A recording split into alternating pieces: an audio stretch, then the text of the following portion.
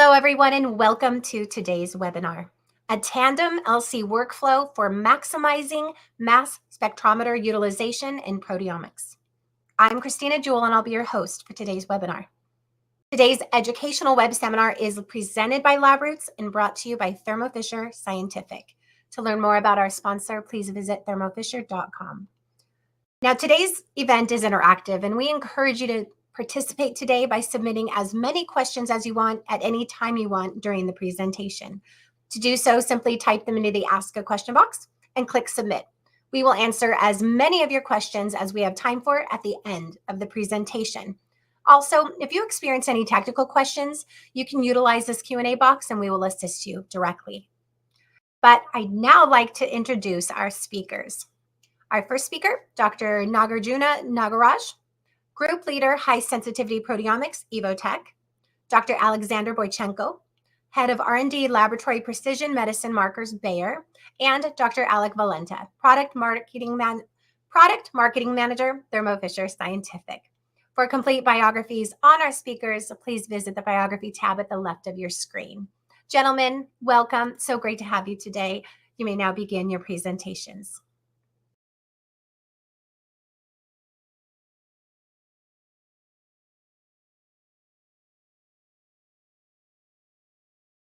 All right, thank you so much, Christy. Hello, everybody. And before we jump into the really great scientific content we have slated for you today, I want to spend a little bit of time diving into the new Tandem direct injection workflow we're launching on the Vanquish Neo UHPLC system. So in the context of liquid chromatography-mass spectrometry, we know on the left side here that there's an inverse correlation between flow rate and your relative sensitivity. And what we can see is right around 10 microliters a minute or so, you all of a sudden start to have an exponential increase in sensitivity, which really drives a lot of the separations done for high sensitivity workflows such as proteomics down into the low or sub-microliter a minute flow range. The other side of the coin, however, is that as you decrease flow rates on the right side here in column dimensions, what you see is a trend for lower and lower sample throughput, right? Because it's harder to get to the same number of samples per day as you go towards lower flow rates.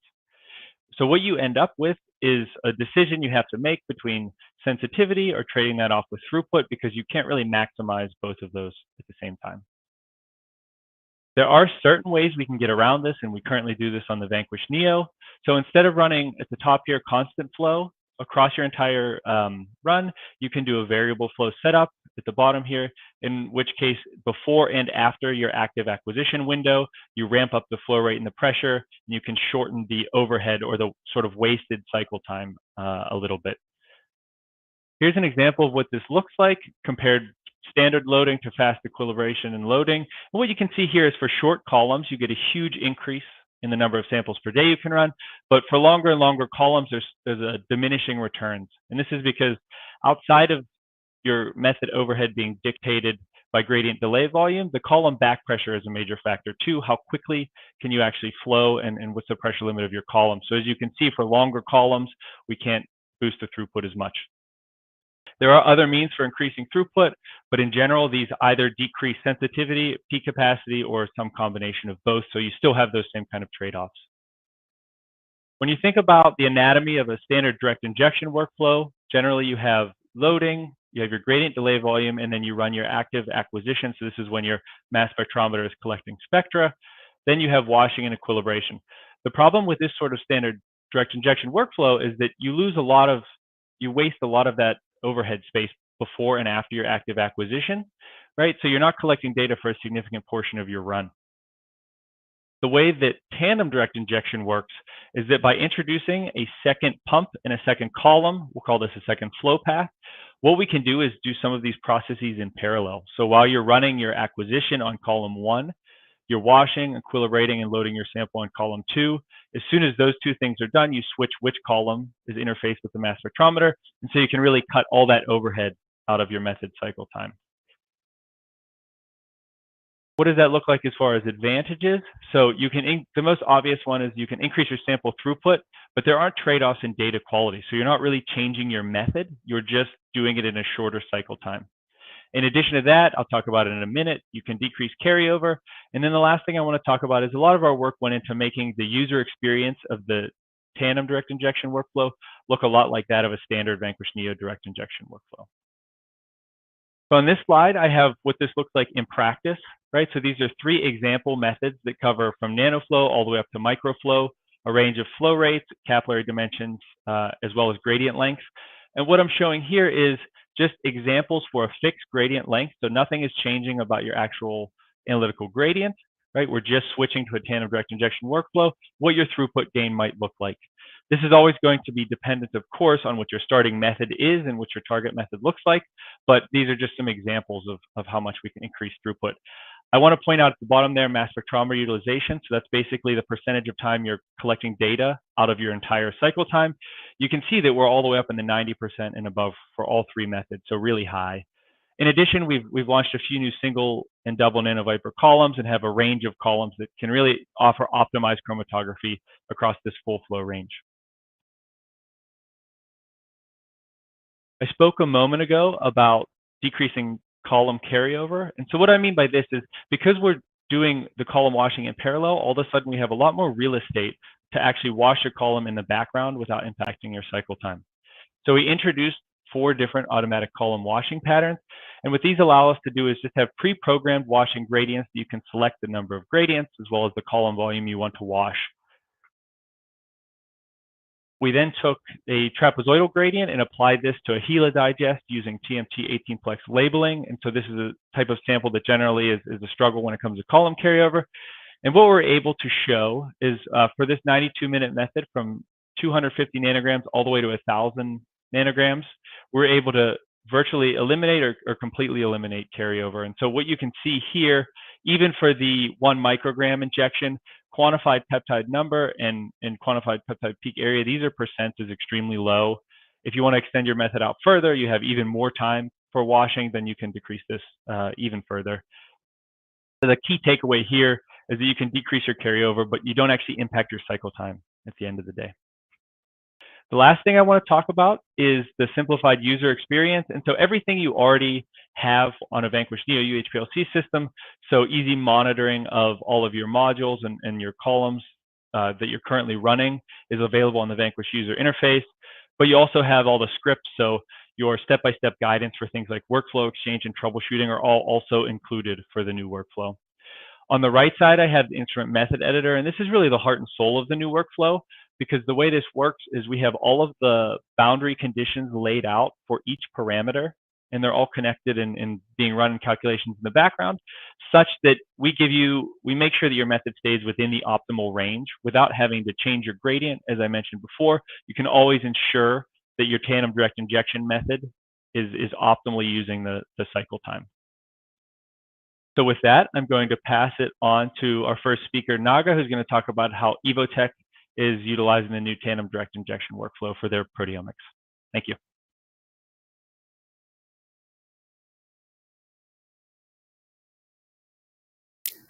Okay, cool. Thanks, Alec, for the introduction. And also thanks to Thermo Fisher for actually giving us early access to the Tandem Neo system and the opportunity today to actually show some of the initial data from these tests that we have done here. So actually, I would really like to start with a very short introduction to Evotec. So Evotec is a platform research company. So we are offering services to big pharmas and biotechs on drug development and drug discovery. So we are about 4,000 people, so in 16 sites across US and Europe. And we do mainly proteomics and metabolomics in Munich and Toulouse. So in Munich and Toulouse, we are about 100 people and we have more than 50 instruments. And using that, we actually get about 1.5 billion data points per year.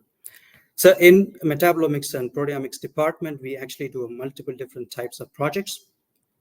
But the main pillars are these, what you see here in the current slide. So first is high throughput and screening proteomics. So where we can actually scan through thousands and thousands of compounds from compound libraries. For example, this could be in screening for targeted protein degradation. And the next is clinical proteomics. So in clinical proteomics, we can run through a large cohorts of patient samples. And this could be like body fluids, plasma, CSF, urine, or any other patient material that we can actually get. And the next one is high sensitivity proteomics. So here we focus mainly on cell type specific proteins, proteomes, single cell proteomes, and spatial applications using laser scanning microdissection. And for that matter, also is like samples where we have limited amount of samples available.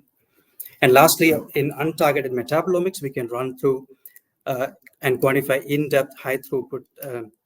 We can actually do high throughput screening of metabolomes through a variety of samples. Again, this could be actually from body fluids or tissue samples, for example. And the main topic for today is actually would be the screening proteomics, where we actually run through thousands of samples, and then we are curious to see how we can include the Tandem workflow and improve the throughput. So in the screening proteomics workflow, so which we actually call screen PEP, so we mainly have 3 performance metrics as you see here. First is the coverage. So in terms of coverage, we would like to have at least 10,000 proteins identified. So this is typically done in cell lines. And then, so 10,000 proteins would give a decent level of coverage in these studies. So it's not only the coverage, but also we are interested in precise quantification. So for example, in our data sets, we would like to have a median CV of less than 6%. And all of these, we would like to do it in a decent throughput, so about 450 samples per day. So all of this, it's only achievable when we have everything automated. So in this case, everything is done right from the cell culture, treatment, sample preparation, everything is done in 96 well plate formats. And for example, here you can kind of see that we can actually scan or screen 27 compounds in triplicates together with DMSO controls in a unique layout. And then if you actually measure this in one particular instrument, we can run through 1250 compounds and replicates in a year, or maybe we can scale that up in 12 instruments and run that in 1 month. So we can also scale this up depending on the size of the project. And on average, if you would run 12 instruments for a project, we can actually run 50,000 AMS analysis, resulting in about 500 million protein quantifications. But all these have been done on a QHFX platforms that we have, which is not as fast as the modern instruments are. And we actually see tremendous improvements in the throughput in the mass specs. So primarily, for example, if you look into a combination of Vanquish Neo system and Astral system, there is tremendous improvement in the throughput. So we can run 96 samples per day or 100 SPD, 200 SPD, and still get decent coverage in terms of proteomes. But then this main throughput increase is coming from the instrumentation advantages. And as a byproduct, we are actually running shorter gradients. So like also how Alec mentioned, so typically when running nanoflow, so we are loading the sample, then running the sample, then loading the next sample, then running the gradient, so on. So we actually have some kind of a loading time overhead. And one option is when we go to high throughput analysis, so we can actually avoid such loading times by maybe going to wider columns, microflow systems, like how Bernard Kuster's lab has pioneered, which has many advantages, which is, for example, including increased robustness and stability and also ease of use. And so that's kind of attractive. But in our hands, if you would still use 75 micron ID columns or 150 micron ID columns, we still see a benefit in terms of the real performance. So then what it comes to our mind is that if you would use the Tandem Neo system, which is introduced, so this will immediately take care of all the gradient times and we don't have to worry about them, and then still run nano columns. So in our labs, as you can see here, so this is how it looks like. So we have 2 columns, as you can also see. These are all in-house pooled and packed columns. This is coming from 2 different units. And then they are housed in a sonation oven in front of an Astral system. So one column is actually getting the gradients into the machine. The other column is actually getting prepared. So the main throughput improvements is actually also highlighted here. So for example, if we would consider 30 SPD to 96 SPD, so in 30 SPD, the turnover time is about 48 minutes. So everything from loading to the gradient has to be finished in that 48 minutes. So if we would have a single column, which is being loaded and then the gradient is started, so then we will have roughly about 38 minutes available for the entire gradient. On the other hand, if you would use the tandem system where one column is being loaded and prepared while the other column is already running the gradients, so we have the entire duration of the run for the gradient. So this is actually giving us an extended gradient time. So it's the same trend, but then if you also see that in the 96 SPD, so where we would actually still like to use the 75 micron ID column and even 20 centimeter if possible, then in the single column setup, we only have about 5 minutes of gradient time available. On the other hand, on the tandem system, we can even have the entire 15 minutes, but it's actually designated at 14 here because of the initial delays, which in theory we can still optimize. So in theory, we can still have the 15 minutes of the gradient time available in the 96 SPD. So we actually use the in-house, pulled and packed columns, and then there are actually many reasons to that. The first one is that we can actually do extensive QC and optimization on how we actually pull and pack the columns. That's actually giving us the maximum performance. So in fact, periodically, we kind of check our in-house columns with the commercially best available products, and we still see that we are on par. And that's actually coming from our extensive QC and optimizations. Second, by using these in-house columns, we have the freedom to actually select the column length, inner diameter, particle chemistry, and which can be suitable for certain types of projects. And therefore, this is giving us this freedom in terms of having the best columns for each project. The third is, so we have this well-established team, which is taking care of the 50 plus instruments, LCs, and the columns, which makes our kind of supply chain secured and seamless and helps in seamless operations. And since we are actually packing and pulling them, so this is we have the luxury of actually treating these columns as inexpensive, consumable, and readily change them for different projects. Because if you think about it, for 50 plus instruments, if you would use commercial columns, that's a completely different economics that we have to deal with. So with this in-house columns and the Tandem Neo system, so we have two main questions. The first thing is, can we actually use these in-house columns in the Tandem workflow, and can we actually get some reproducible performance? And the second question is, even if we get reproducible performance in terms of handling and using it, can we actually meaningfully derive quantitative proteomic information?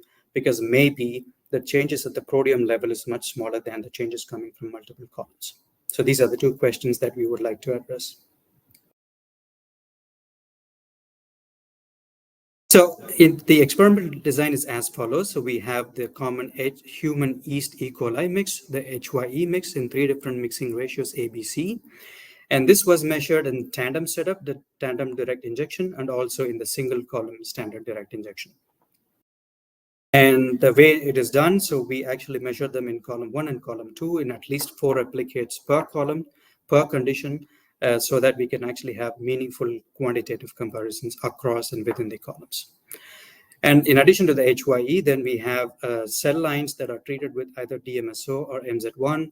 So MZ1 is a molecule, small molecule, and this is done either in label-free or double Silac method. But this is done only in the tandem injection mode, because by that time we were already convinced that we can use the tandem direct injection mode. So all of this is done in the Astral instrument, and then this is with a full scan of 240,000. And depending on the throughput, so we actually measured this in 4 different throughputs, 30, 48, 60, and 96 SPD, different methods were used. And the column that we used for all the throughputs is 75 micron ID and 20 centimeter. In fact, actually, the Tandem LC is giving us the luxury of actually being able to use the 20 centimeter column even for 96 SPD. So if you now look into the HYE, so these are the ratios that we actually used in mixing the HYE samples. And if you now look into in the 96 SPD ratio of A to C, for example, whether we look in the heat map across 2 different columns, if we take the replicates from 2 different columns, or whether we take the replicates from only single column, we clearly see that it's behaving exactly the same. So it's kind of indicating us that we can actually have quantitative information from these double columns in the Tandem system. So now first is we looked into the number of proteins identified. So here in the dark bar, we see the number of protein groups identified in the tandem setup, and in the shaded bars, we see the number of protein groups identified in the single column. So we clearly see that it's not significantly different, especially in the slower throughputs, and then we start to see a bigger gap in the 96 SPD.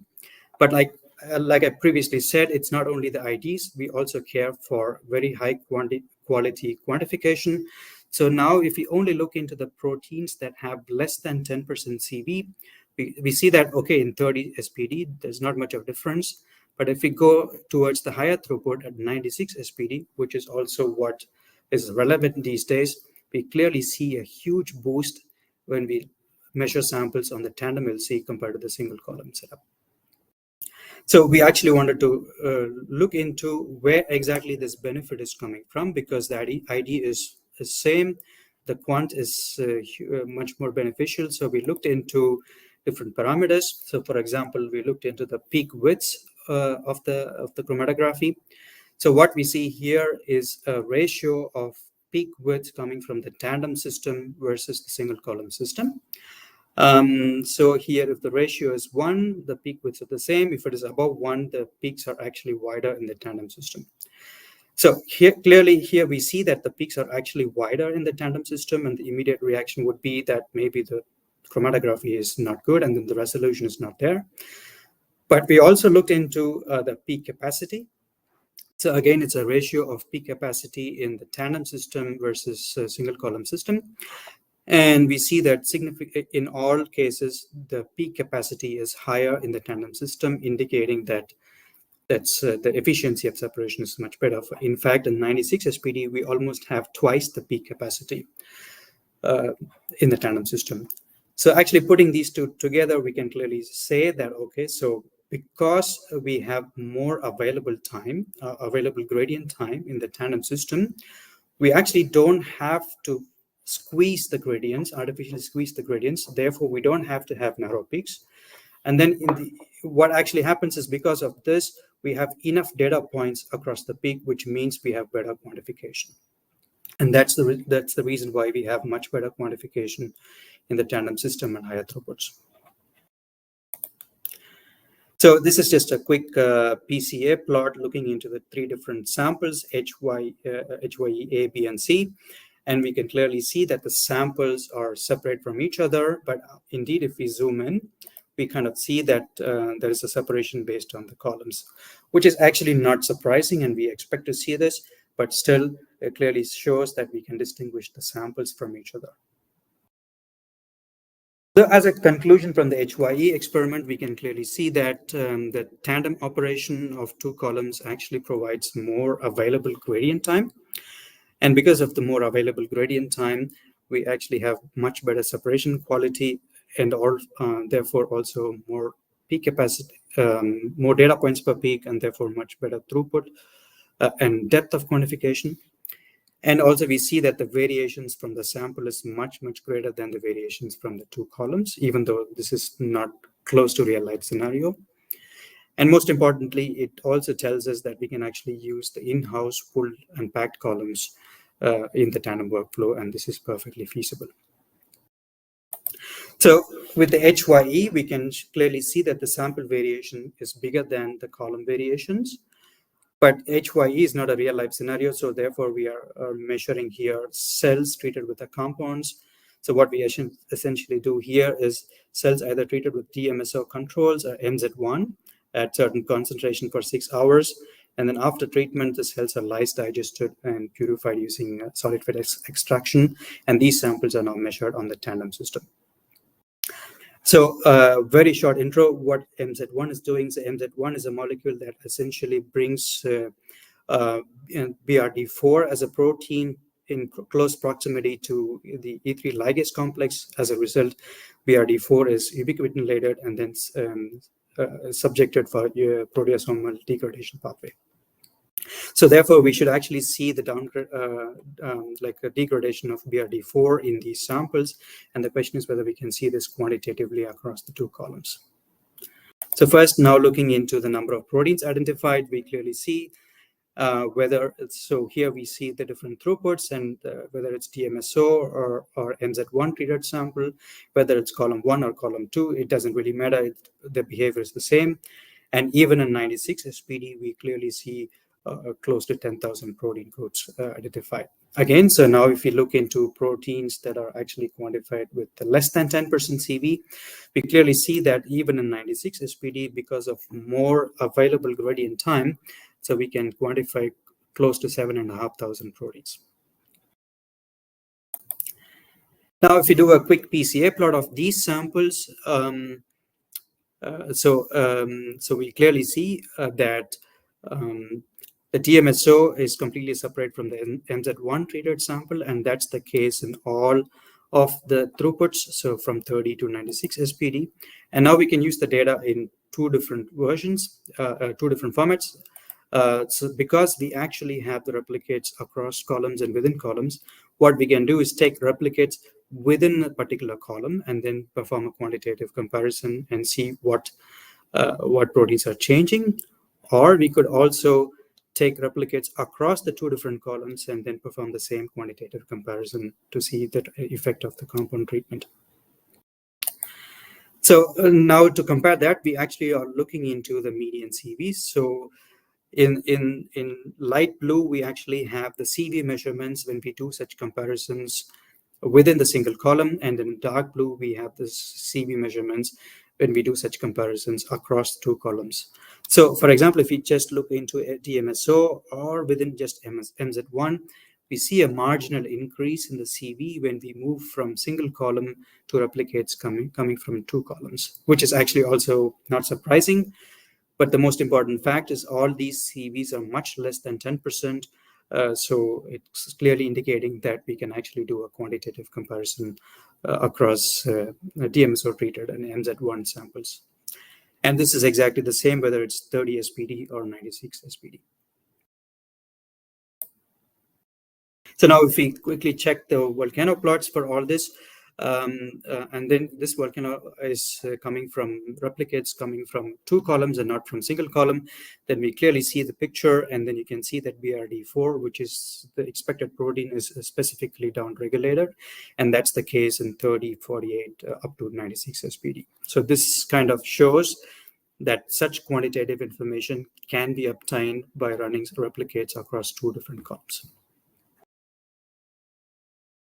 And now we also would like to increase the throughput even further. So instead of label-free, we now run SILAC samples. So when we run SILAC samples, then we come into this special concept of injections per day versus samples per day. So for example, if you would run double SILAC experiment, so if you would run 96 injections per day, that's actually translating to 192 samples per day. And in the graph, we can actually see from that in 992 samples per day, we can still have 9,000 protein groups quantified. And if we look into the proteins that were quantified with less than 10% CV, we still get more than 6,000 proteins with less than 10% CV in 192 samples per day. Again, so here we can look into the quantification. So here it's a slightly different plot, but it's kind of showing the same thing. So we can clearly see that BRD4, which is the target, is specifically downregulated, and we can do this quantification across different channels, across different columns. And then in this case, we actually show this in the 30 SPD method. So with that, I would like to come to the summary and conclusions. So we can clearly see that the Tandem LC actually increases the available gradient time because one column is being prepared while the other column is in use. And that's improving the separation power, and that's actually then in turn improving the depth of proteome quantification. And then the quantification is precise, so it's the quantitative precision is kind of preserved, and then we see the clear sample differences even when the replicates are measured across two different columns.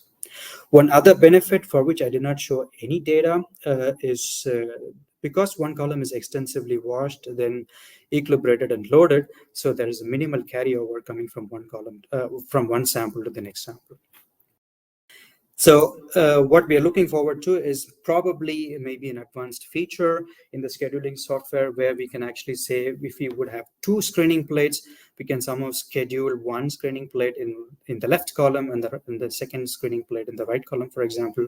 Or maybe we can just come up with a small script and then bring sample queue for that. The other thing is whether we would like, so we would really like to look into investigating what's the performance when we would run a large cohort of clinical samples. But I guess Alex is also going to talk about this. And then also we would like to look into shorter narrow bore columns for high sensitivity and single cell applications using the Tandem workflow. With that, I would like to thank you for your attention and look forward to any questions at the end. And now I hand it over to Alex for his presentation. Thanks.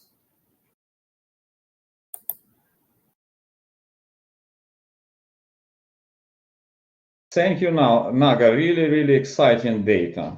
So, and thank you all for joining webinar today. It's a really great opportunity for us from Omics Research team in Pharma Translational Sciences at Bayer, located in Wuppertal, Germany, to share some of the recent data that we obtained with Tandem microflow LC-MS technologies that we apply for disease understanding and biomarkers discovery, specifically focused on the analysis of crude plasma.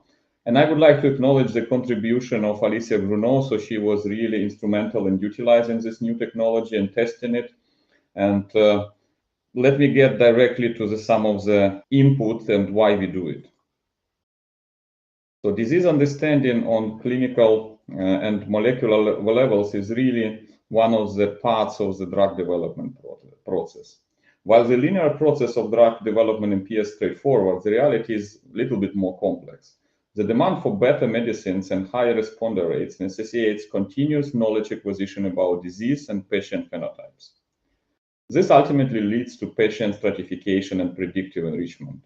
Additionally, deep molecular characterization is essential for translating disease models to humans, as cross-species differences can hinder translational research, target discovery, and ultimately validation. Also, genomic information has become more accessible nowadays. It is important to recognize that genes are not the sole blueprint for life. In many disease areas, genomic evidence for targets is complex and interdependent. Factors such as post-translational modification, translation from the gene to proteome, and then epigenomics really affects and play a crucial role in disease. Since most drug targets are proteins, proteomics is essential for revealing these disease target links, explaining drug mode of actions, and identifying safety biomarkers that can be translated to clinical settings. All those layers of the genomics, transcriptomics, proteomics, and metabolomics require really deep understanding and connection to fully phenotype patients and develop new drugs. In non-oncology indication, access to tissue biopsies is often limited. Thus, translating findings from organs to biofluids is necessary. Abnormal cells release specific disease markers that can alter blood proteome concentrations, and those must be detected along the normally functioning molecules in blood. The conservative blood proteome ensures that our daily operation and molecular transport and immune functions are working properly. And it's very difficult and challenging to detect the proteins, tissue leakage proteins or signaling proteins, because they have very low abundance in blood. Understanding the implications of detecting signals across 10 orders of magnitude in biofluids sometimes is difficult.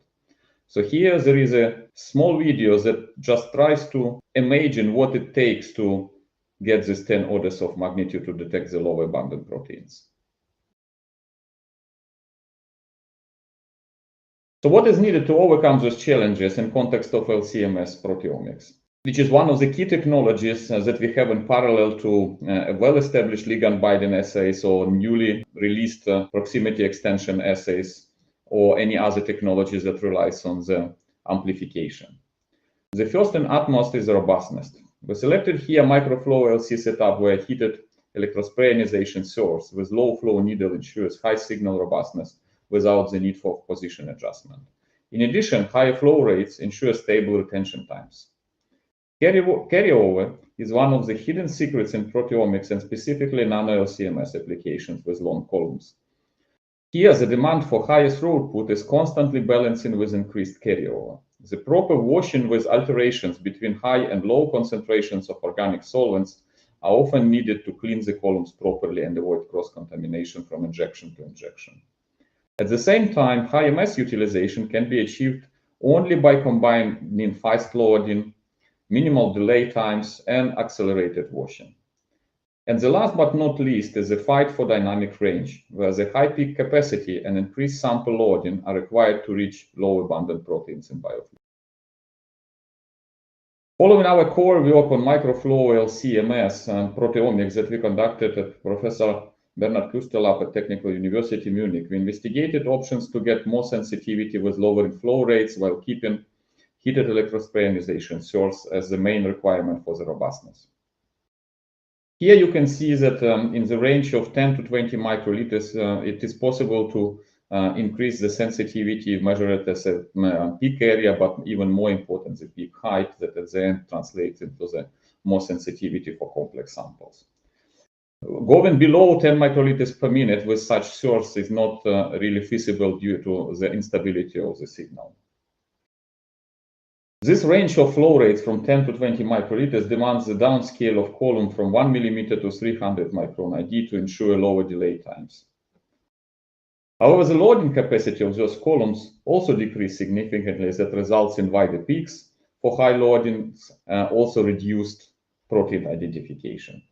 The solution to this was our idea to couple columns in row, combining this 300 micron ID column and 1 millimeter ID column. Here, the increased lengths of the column as well as the high loading capacity can be combined.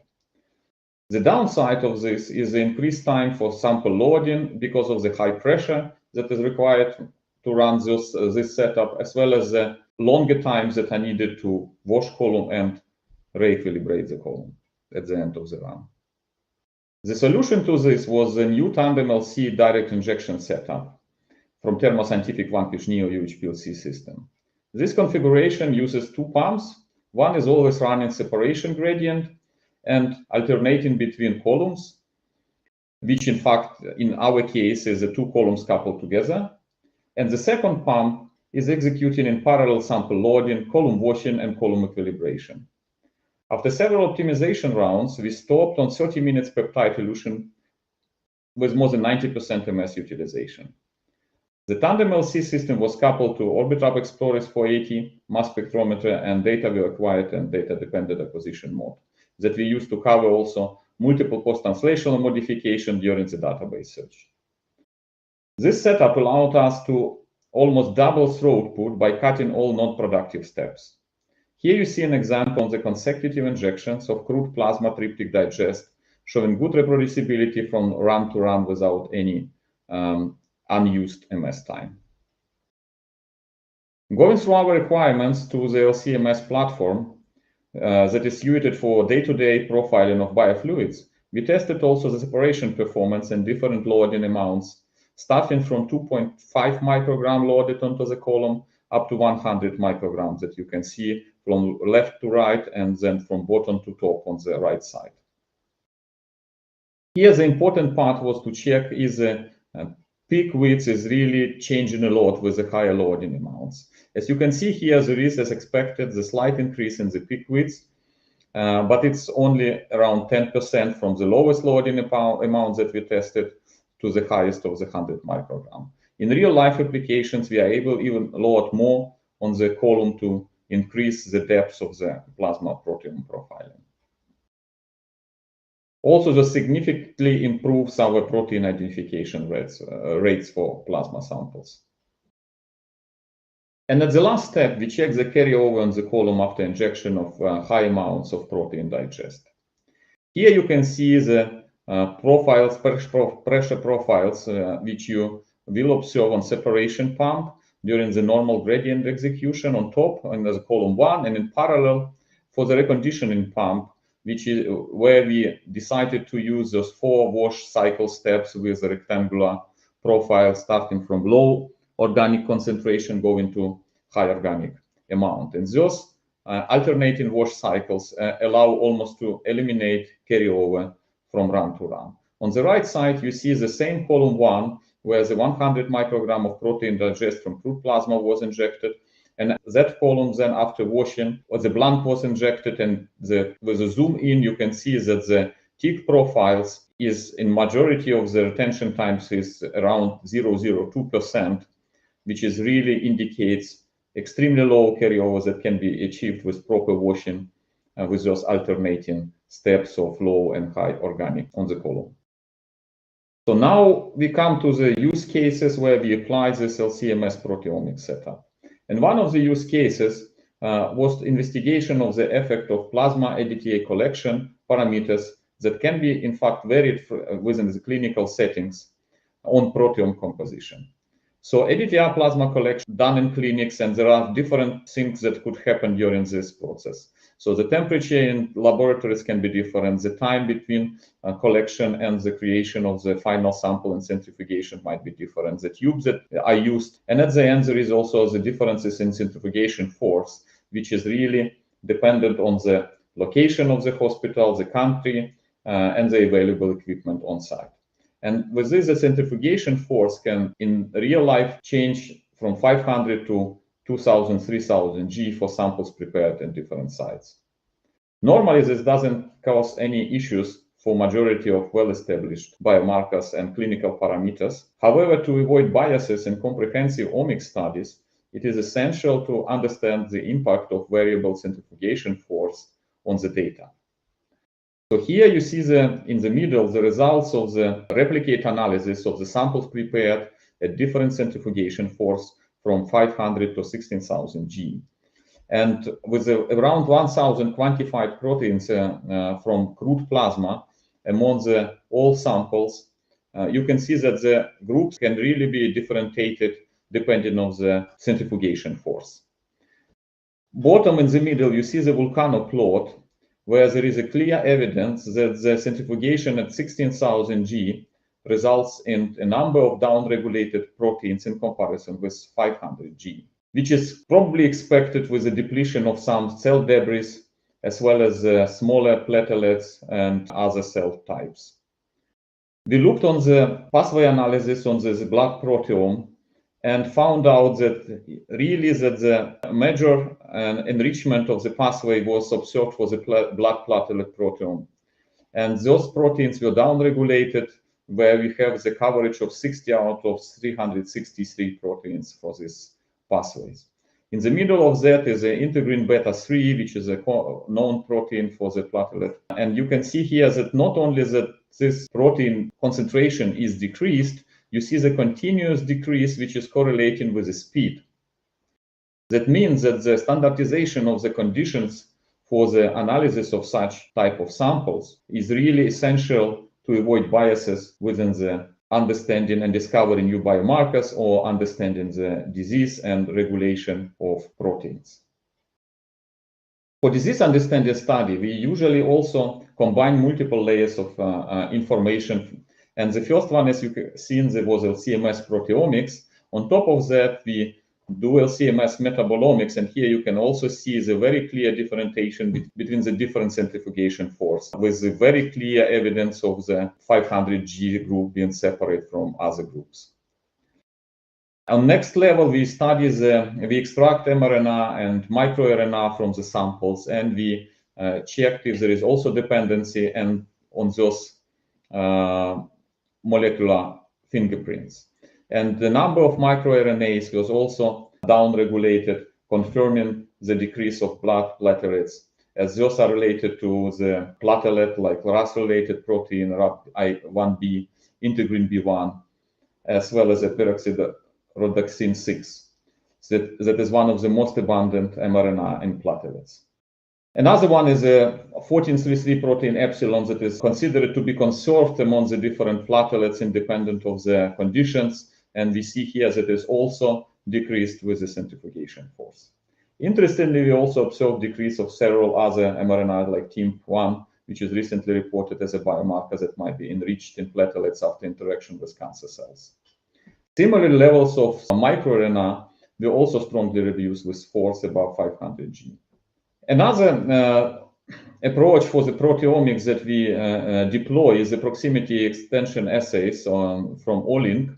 And here we also can confirm that the number of proteins decrease, which are linked to another type of small cells, to lymphocytes. And here there is another confirmation that the centrifugation force is essential, where we look on the complete set of biomarkers from proteins to metabolites to mRNA to microRNA.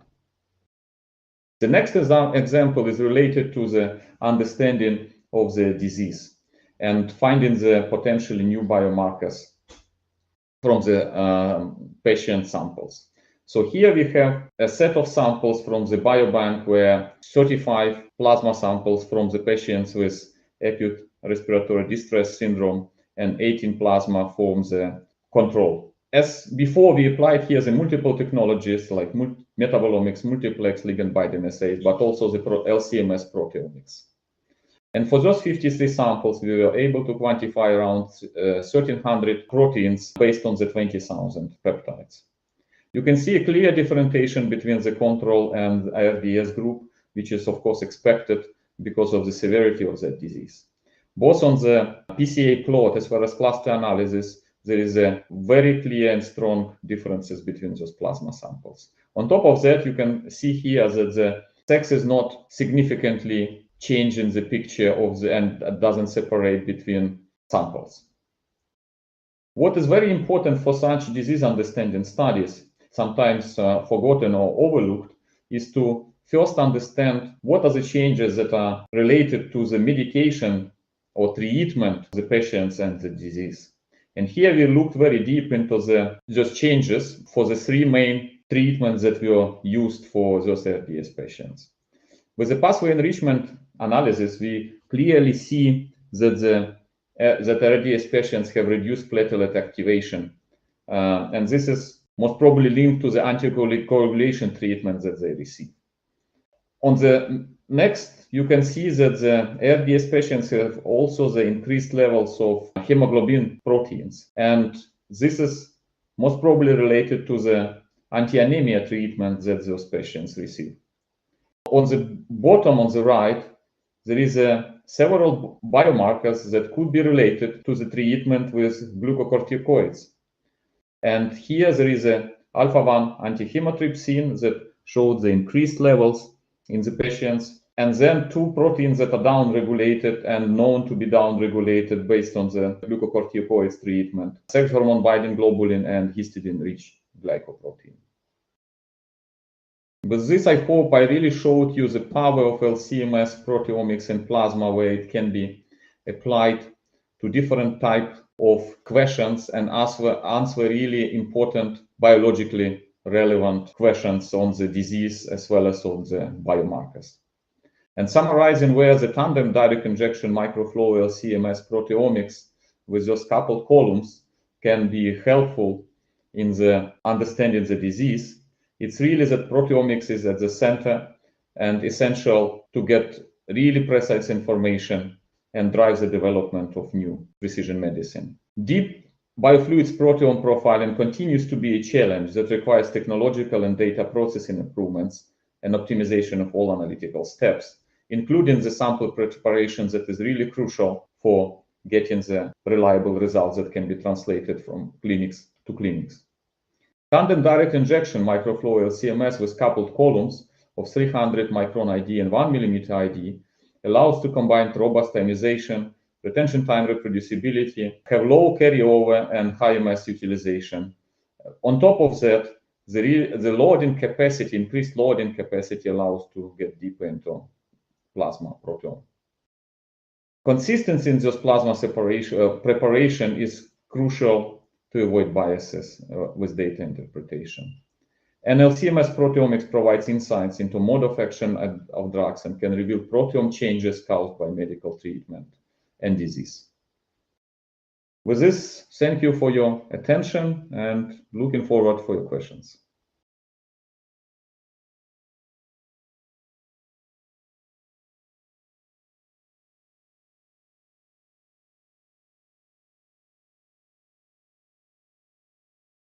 All right. Thank you both so much, Alex and Naga. Those were super interesting presentations and really great to see such different implementations of the tandem direct injection workflow and unique. And so I think with that, we'll take some time, the next few minutes, to do a Q&A portion of the webinar. So we have a lot of questions that have already come in, but just please note that if you still have questions to submit, you can always go to the Ask a Question box on the left-hand side of the screen, and we'll answer, we'll go through basically everything that we have time for. Okay, so the first few are for you, Naga, and they're dealing with the columns you use. And so I'll combine these into a three-parter, but the first question would be, what particle size and resin are you using for your methods? So actually, so for these columns, we typically use the optimized materials, and depending on the projects, we actually use different kinds of resins. And in these specific cases, given that we can actually also use a longer loading time in the separate columns, so we actually can afford to use even smaller particles. So I guess these measurements were done with about 1.5 or 1.6 micron particles. But as a matter of fact, I think one can even check to go smaller particle size, given that we can actually load longer. Yeah. Okay. Does that answer the question? Yeah. Yeah. And then piggybacking off of that one, you had brought up your extensive QC processing that you do to ensure that your home pack column performance is really good between columns. Can you elaborate on what sort of metrics that you use to select what will be good columns? So maybe I would not be able to completely answer these questions because this is extensively done by the team. So, but I can just briefly touch up on what are the areas that we are looking into. So the first thing is, as soon as the columns are pulled, so we look into the shape of the tip, how it looks like. Does that look like how we expect that to be? And so that's kind of an example where we start from in terms of QCing, and then as soon as we pack them or during the packing, we look into how long it's taking to pack. So that's also the first step to check, and then we look into so what's the pressure, what's the flow rate after packing for certain durations, and then after certain time. So once we take it out of the packing station, put them on an LC and then further pack it and check again, pressure drops, pressure increases, a variety of parameters. These are actually checked. So unfortunately, I don't know the exact details, therefore I cannot give it to you. So. All right, thanks. Okay, so the next one I will take, it's about actually implementing the tandem direct injection workflow. So somebody wanted to know, do I always have to have multiple electrospray ionization emitters to do tandem direct injection? And so the answer depends on your application and the flow range you want to operate in. So generally we have two configurations. If you are operating in the nanoflow range, so what we would describe as below 1 microliter a minute, you would want to use the setup that Naga used with the multiple emitters and the double barrel column oven from Sonation. And if you're above that 1 microliter a minute, then you can just use within the column compartment, there are two valves. And so basically you can just use a second valve to switch back and forth, which is interfaced to a single emitter. So it's really flow rate dependent. And that's because from a chromatographic perspective, you can afford more volume post column at higher flow rates, right? And so that 1 microliter a minute experimentally seems to be the cutoff for those configurations. Okay, the next one I'm going to send your way, Alex. So for the serial microbore column setup you're using, in the figure, it looked like the 300 micron column is in line prior to the 1 millimeter column. And they're just wondering what made you choose to put the smaller ID column first? Yeah, thanks, Alex. Somebody really has a great eye and can pick up in the details into the setup. So those columns have the different, not only ID, but also the column chemistries. And this is based on just really evaluation of the data with the different types of coupling and different column chemistry. And at some point, this combination was leading to the best performance. But of course, depending on or if the column chemistry might be different, there is an option also to connect with 1 millimeter first and 300 after that. So yeah, it really depends. For us, it was working the best in this way. Okay, thanks. The next one I'll take, so it's just about, do I have to basically buy a new Vanquish Neo system to run Tandem LC? So the answer to that is no. You can basically upgrade depending on what your current configuration is, dictates what you will need, but you can just upgrade current systems that you're using to the Tandem direct injection workflow. So that's pretty straightforward. Okay, another column packing question came in for Naga. If you know this one, do you have an understanding of what type of apparatus you guys use for packing columns?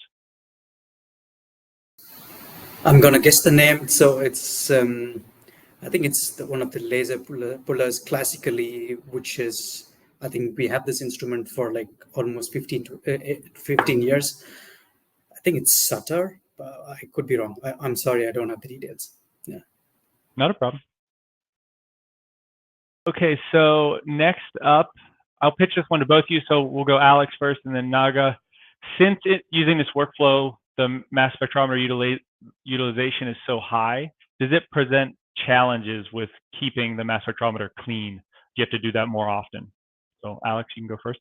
Yeah, and maybe I start because we are not only using this continuous acquisition of data, but also very, very high loads. Here, in comparison with nano LCMS, our loading is approximately 100 times, so it's sometimes even more for the plasma samples. And surprisingly, we didn't find any artifacts of that required more frequent cleaning. So we, in fact, do not see really any performance drops during the operation of Tandem setup with such high loading and microflow.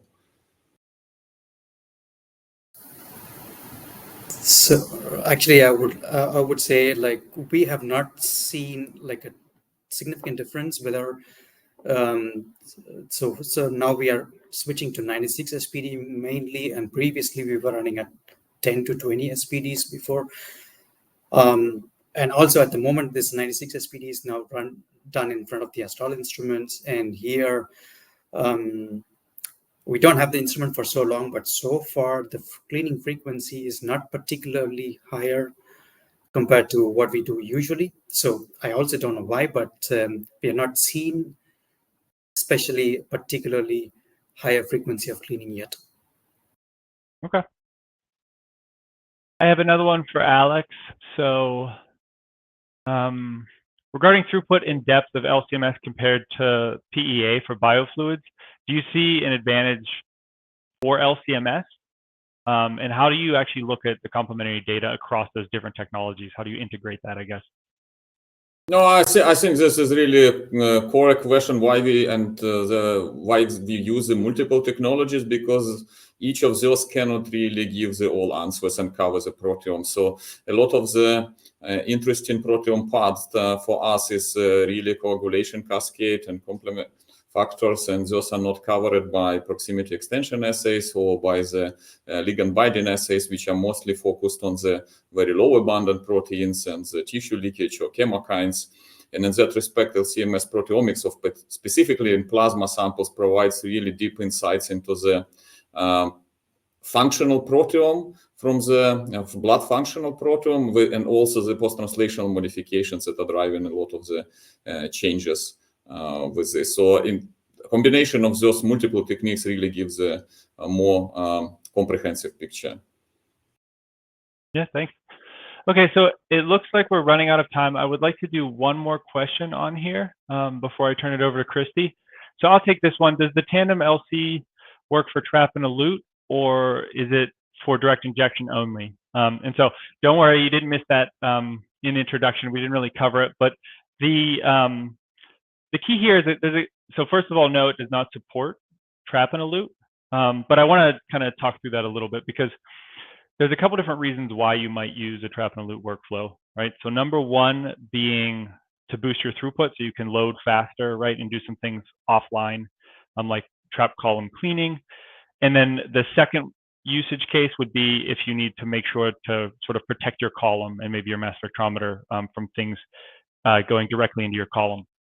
And so for the first one, when we talk about throughput, trap and elute is already very efficient at utilizing your cycle time, right? And so for something like a 24-minute capillary flow method, we're already using upwards of 21 to 22 minutes for data acquisition within that range.